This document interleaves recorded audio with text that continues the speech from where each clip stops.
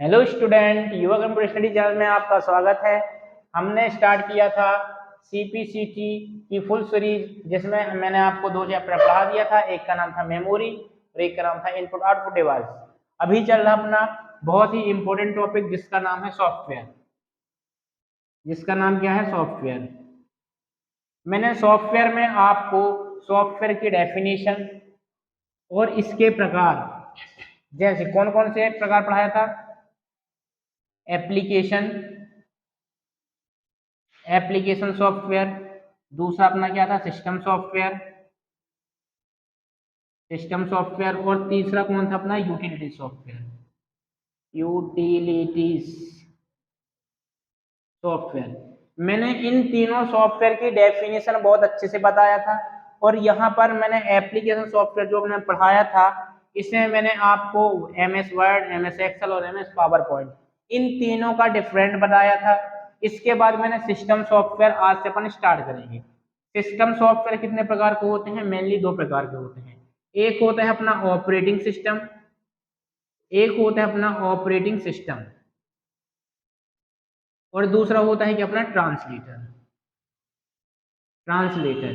ये दो अपने क्या होते हैं? Operating system. सिस्टम सॉफ्टवेयर मुख्य रूप से दो प्रकार का होता है। एक होता है ऑपरेटिंग सिस्टम और दूसरा होता है ट्रांसलेटर। अब जो अपना ऑपरेटिंग सिस्टम होता है, पहले अपन इनको डेफिनेशन देख लें कि ऑपरेटिंग सिस्टम होता क्या है। तो बहुत अच्छे से देखना कि ऑपरेटिंग सिस्टम के बारे में क्या क्या बताता हूँ, ये कितने प्रकार का होता है, इसके कार्य क्या होते हैं। तो आप एक एक चीज का कॉन्सेप्ट क्लियर करते चलना। ऑपरेटिंग सिस्टम किसको कहते हैं? मैंने बोला कि ये क्या है? यूजर है। अब बोलो कि यूजर क्या है? यूजर उसको बोला जाता है जो कंप्यूटर यूज करता है। और मैंने बोला कि इस यूजर के इतनी दूरी में क्या है? ये कंप्यूटर रखा हुआ है। ये कंप्यूटर रखा हुआ है। तो इसकी डेफिनेशन क्या होगी? कंप्यूटर यूजर और कंप्यूटर के मध्य जो इंटरफेस होता है, ये वाला इंटरफेस, इस इंटरफेस को क्या बोलते हैं? ऑपरेटिंग सिस्टम बोलते हैं। क्या बोलते हैं? ऑपरेटिंग सिस्टम बोलते हैं। एक बार और ऑपरेटिंग सिस्टम की डेफिनेशन सुनो।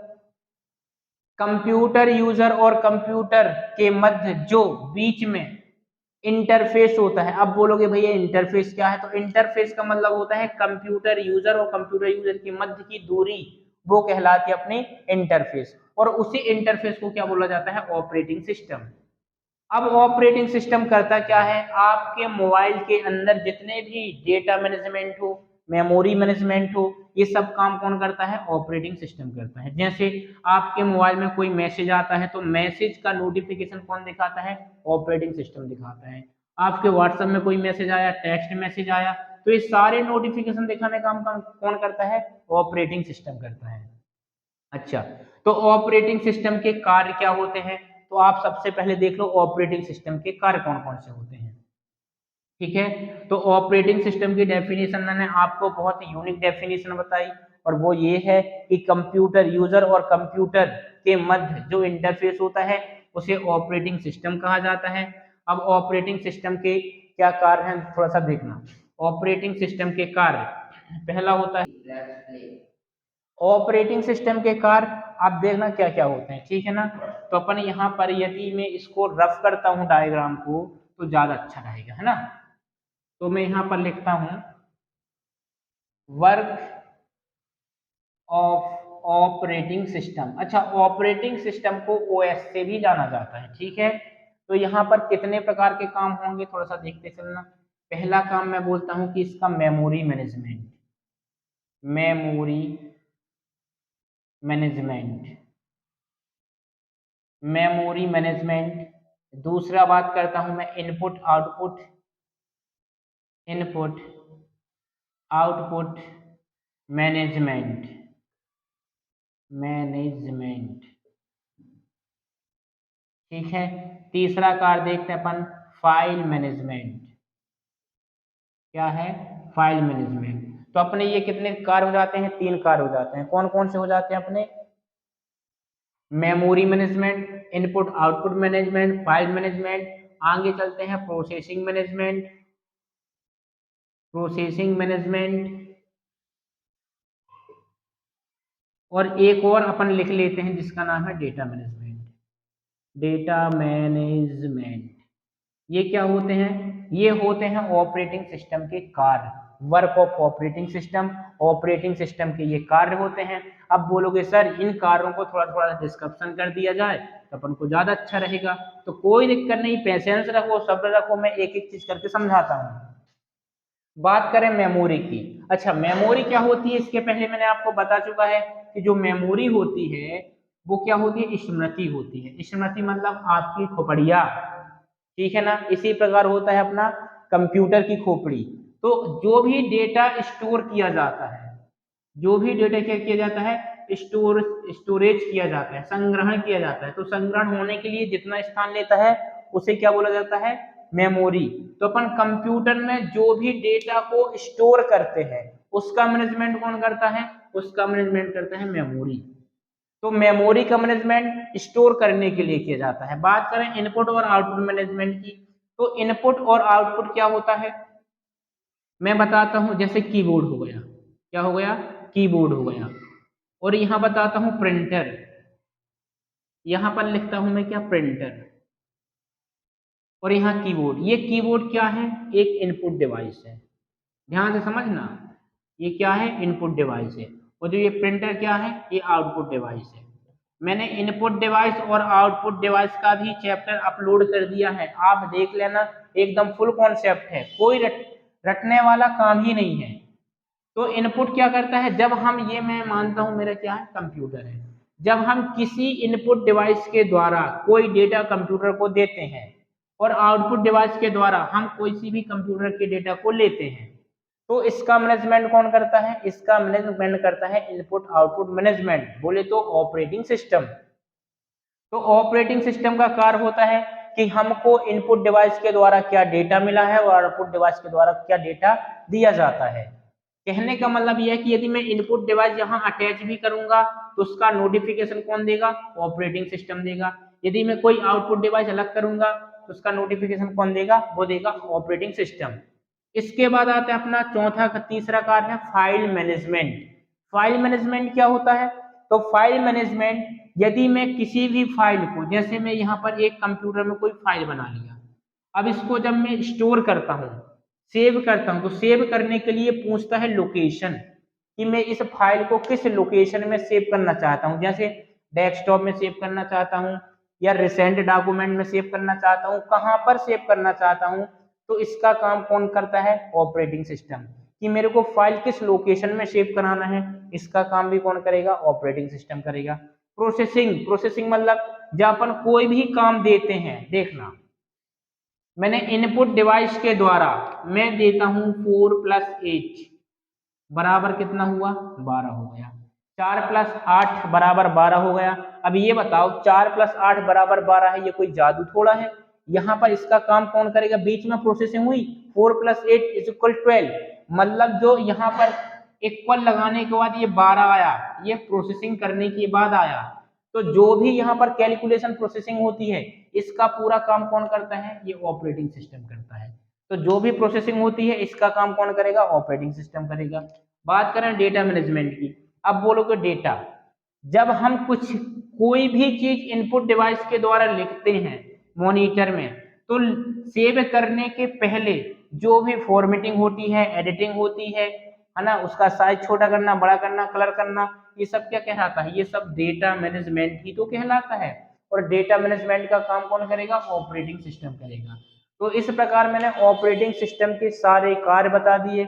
इसके बाद ऑपरेटिंग सिस्टम कितने प्रकार का होता है ये भी बताता हूं कि ऑपरेटिंग सिस्टम कितने प्रकार का होता है। तो ये होते हैं वर्क ऑफ ऑपरेटिंग सिस्टम। तो मैंने बता दिया आपको वर्क ऑफ ऑपरेटिंग सिस्टम, ये होते हैं कार्य। इसके बाद बताता हूं ऑपरेटिंग सिस्टम के प्रकार।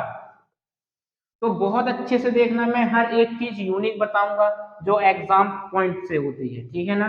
तो ऑपरेटिंग सिस्टम भी बहुत इंपॉर्टेंट टॉपिक है। मैं बताता हूँ type of operating system. Type of operating system, मेरी राइटिंग में मत जाना। Type of operating system, operating system ये होते हैं अपने टाइप ऑफ ऑपरेटिंग सिस्टम। अब टाइप ऑफ ऑपरेटिंग सिस्टम में देखना कितने प्रकार के अपने ऑपरेटिंग सिस्टम होते हैं। पहले ऑपरेटिंग सिस्टम की बात करता हूं तो पहले ऑपरेटिंग सिस्टम का नाम है batch processing operating system. OS का मतलब होता है ऑपरेटिंग सिस्टम, ठीक है ना।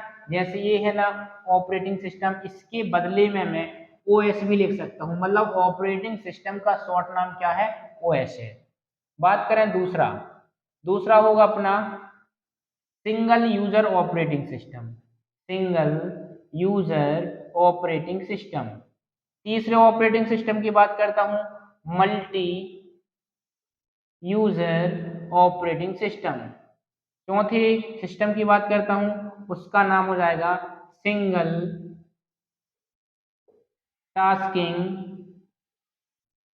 Operating system. पांचवा बात करता हूं मल्टी टास्किंग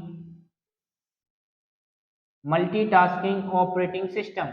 बात छठवें की करते हैं तो छठवें में हो जाएगा टाइम शेयरिंग ऑपरेटिंग सिस्टम। सातवें की बात करता हूं रियल टाइम ऑपरेटिंग सिस्टम। ये 7 मुख्य होते हैं। इसके बाद में और अन्य मुख्य ऑपरेटिंग सिस्टम की भी बात करूंगा, है ना। तो पहले अपन ये समझ लेते हैं कि बैच प्रोसेसिंग ऑपरेटिंग सिस्टम क्या होता है, सिंगल यूजर ऑपरेटिंग सिस्टम क्या होता है, मल्टी यूजर क्या होता है, single tasking, multitasking, time sharing और रियल टाइम ऑपरेटिंग सिस्टम। ये बहुत अच्छे समझना, मैं इस तरह पूरा एक एक चीज का कॉन्सेप्ट क्लियर करता हूँ। बैच का मतलब क्या होता है, हर वर्ड की अपन को छटनी करना है, ये जरूर ध्यान देना। मैं ये नहीं बताऊंगा कि आप याद करो, जो लिखा है उसी में से अपन डेफिनेशन बनाएंगे, बस कुछ भी चीज याद नहीं करना है। बात करें बैच की, ये बताओ यहाँ पर ये सीपीयू है, क्या है सीपीयू। सीपीयू का काम का क्या होता है, प्रोसेसिंग करने का होता है। अब मैं बोलता हूं एक यूजर यहाँ पर है, यूजर नंबर 1, एक यूजर यहाँ है जी, यूजर नंबर 2। अब मैं बोलता हूं कि ये सीपीयू को एक बार कौन सा इंस्ट्रक्शन मिला, 2+2 का। 2+2 का मतलब एक बार उन्होंने इंस्ट्रक्शन दिया जोड़ने का, ठीक है ना। फिर दूसरा दिया 2-4, फिर तीसरा दिया 2 × 2, फिर दिया 2/4। ये एक यूजर ने इंस्ट्रक्शन दिया। अब बात करें इसकी, मैंने बोला 2+8, फिर इन्होंने दे दिया 4+8, फिर उन्होंने दे दिया 4+9, फिर उन्होंने दिया 4-8, 4 × 2, इन्होंने इंस्ट्रक्शन दिया। तो देखो यूजर नंबर फर्स्ट क्या दिया, जोड़ने का दिया, घटाने का दिया, गुणे का दिया और भाग का दिया। इसके बाद फिर यहाँ पर देखो 3 बार क्या दिया, जोड़ने का। तो बैच का मतलब क्या होता है कि जितने भी अपन को इंस्ट्रक्शन मिलते हैं पहले उनका बैच बनाया जाता है। कैसे बैच बनाया जाता है, जैसे कि पहले धन धन वाला बैच बनेगा, कौन कौन, जैसे 2+2 है, फिर 2+8 है, फिर 4+8 है, फिर 4+9 है, एक बैच ये बना। फिर दूसरा बैच घटाने वाला बनेगा, देखो 2-4, 4-8, ये दूसरा बैच बन गया। फिर गुणे वाला बनेगा ये, फिर क्या बनेगा, भाग वाला बनेगा। मतलब कि मैं ये आपको एग्जांपल के थ्रू बताया कि बैच प्रोसेसिंग ऑपरेटिंग सिस्टम क्या करता है, पहले एक एक बैच का प्रोसेस करेगा, पहले धन का करेगा, फिर ऋण का करेगा, फिर मल्टीप्लिकेशन का करेगा। तो ये ऑपरेटिंग सिस्टम क्या करता है, बैच बना के काम करता है। जैसे आप पढ़ते हो तो आपका 12वीं का बैच अलग रहता है, 9वीं का अलग रहता है, 10वीं का अलग रहता है। इसी प्रकार यूजर क्या होते हैं, अपने द्वारा जो इंस्ट्रक्शन दी जाती है वो धन की भी हो सकती है, ऋण की भी हो सकती है। तो बैच प्रोसेसिंग ऑपरेटिंग सिस्टम क्या करता था, कोई भी किसी इंस्ट्रक्शन का बैच बनाता था, फिर कैलकुलेशन करता था, उसको बोला जाता है बैच प्रोसेसिंग ऑपरेटिंग सिस्टम। इसके बाद आता है सिंगल यूजर ऑपरेटिंग सिस्टम, देखना कैसे होता है। सिंगल यूजर ऑपरेटिंग सिस्टम में क्या होगा, सिंगल यूजर मतलब केवल एकल उपयोगकर्ता, उपयोगकर्ता, एकल उपयोगकर्ता। एकल उपयोगकर्ता मतलब ऐसा सिस्टम जिसमें केवल एक ही यूजर उपयोग करता हो। जैसे बताता हूं, ये है आपका डेस्कटॉप, क्या है आपका डेस्कटॉप है, ठीक है ना। अब मैं ये बोलता हूं कि इस डेस्कटॉप में एक ही यूजर काम कर सकता है ना, तो इसको क्या बोला जाता है, सिंगल यूजर ऑपरेटिंग सिस्टम।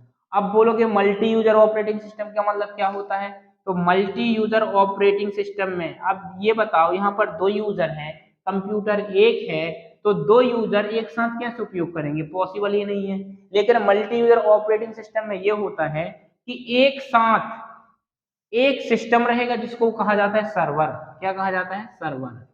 अब देखना, ये है एक सर्वर। अब बोलोगे सर्वर क्या है, सर्वर मतलब वो होता है जहां पर डेटा स्टोर किया जाता है, उसको बोला जाता है सर्वर। देखना, अब मैं बोलता हूं कि एक कंप्यूटर ये है, एक कंप्यूटर ये है, एक कंप्यूटर ये है, यहाँ पर कितने हैं, और बहुत सारे कंप्यूटर हो सकते हैं।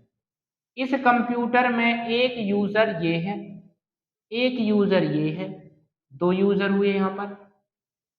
यूजर मतलब उपयोग करने वाले, और यूजर नंबर 3 है। यहाँ पर तीन यूजर हैं, तीनों के लिए अलग अलग कंप्यूटर है। अब ये बताओ, जब कभी भी वैकेंसी ओपन होती है, मान लो पुलिस की वैकेंसी ओपन हुई, तो पुलिस की वैकेंसी ओपन होती है तो क्या पूरे एमपी भर में एक ही सिस्टम से उपयोग करते हैं, नहीं। हर क्षेत्र में, हर गांव में अलग अलग कंप्यूटर होते हैं, लेकिन जो इसका डेटा स्टोर होता है वो एक सर्वर होता है। क्या होता है, सर्वर, जिसे मेन फ्रेम कंप्यूटर भी कहते हैं। तो देखो यहाँ पर डेटा तो एक ही सर्वर में हो रहा, लेकिन यूज करने वाले कितने हैं, अनेक हैं। मल्टी यूजर इसको बोलते हैं, मल्टी यूजर ऑपरेटिंग सिस्टम। अपन सर्वर एक ही सर्वर में स्टोर करेंगे, लेकिन क्या करते हैं, अलग अलग तरीके से उपयोग करते हैं, लेकिन स्टोर किस में होता है, एक ही में होता है। इसके बाद आता है single tasking. Single tasking operating system का मतलब क्या होता है, जहां पर केवल एक ही टास्क परफॉर्म की जाती है, जहां पर केवल एक ही टास्क परफॉर्म की जाती है। जैसे मैं बोलता हूं DOS, disk operating system, DOS. आप कभी भी डॉस चलाए होगे या डॉस चलाओगे, तो वहां पर आप केवल एक ही टास्क का उपयोग कर सकते हो। जैसे यदि आप फाइल को ओपन करना है, तो आप ओनली फाइल को ओपन ही कर सकते हो एक टाइम पर। लेकिन अपन बात करें विंडो ऑपरेटिंग सिस्टम पर, विंडो ऑपरेटिंग सिस्टम जो आप अभी चलाते हो, एमएस वर्ड हुआ, एक्सेल हुआ, तो यहाँ पर ये देखना कि कभी आपने एमएस वर्ड भी ओपन किया है, यदि उसको मिनिमाइज करते हैं, यहाँ से क्या करते हैं, मिनिमाइज करते हैं, तो एमएस वर्ड यहाँ पर आ जाता है। एक्सेल भी ओपन करते हैं तो एक्सेल यहाँ पर आ जाता है। और यदि मैं बोलता हूँ टाइपिंग यूज करते हूँ, तो टास्क बार में सबको मिनिमाइज कर दूंगा, तो सब के सब यहाँ पर टास्क बार में आएंगे, लेकिन बंद नहीं होंगे। तो सिंगल यूजर में केवल आप एक ही टास्क को परफॉर्म कर सकते हो, टास्क का मतलब एक ही एप्लीकेशन का यूज कर सकते हो, उसको बोलते हैं सिंगल टास्किंग ऑपरेटिंग सिस्टम। लेकिन बात करते हैं मल्टीटास्किंग की, तो इसमें क्या होता है, एक ही समय में आप वर्ड भी चला सकते हो, एक्सेल भी चला सकते हो, और टाइपिंग भी कर सकते हो। लेकिन क्या होगा, ये खुलेगा तो ये बंद, ये खुलेगा तो ये बंद, और इसकी विंडो भी अलग अलग हो सकती है। तो अपन इसमें मल्टी यूजर काम कर सकते हैं, मल्टी टास्किंग। टास्किंग का मतलब होता है एक समय में अनेक काम करना, ठीक है ना। तो ये होता है एक ही सिस्टम है, एक ही समय में है, लेकिन यहाँ पर जो एप्लीकेशन है वो तीन तीन ओपन हुए हैं, उसको बोलते हैं मल्टी टास्किंग ऑपरेटिंग सिस्टम। तो ये मैंने आज 4 ऑपरेटिंग सिस्टम 5 बताए, इसके बाद मैं टाइम शेयरिंग और रियल टाइम ऑपरेटिंग सिस्टम और बताऊंगा। क्योंकि वीडियो लंबी हो रही है, इसलिए मैं अगली वीडियो में दो जो और छूट गए हैं, टाइम शेयरिंग और रियल ऑपरेटिंग सिस्टम, ये होते हैं इंपॉर्टेंट जो पूछे जाते हैं। तो आज के लिए वीडियो इतना ही काफी है ना। तो वीडियो पसंद आए तो लाइक करना, सब्सक्राइब करना और शेयर करना। धन्यवाद।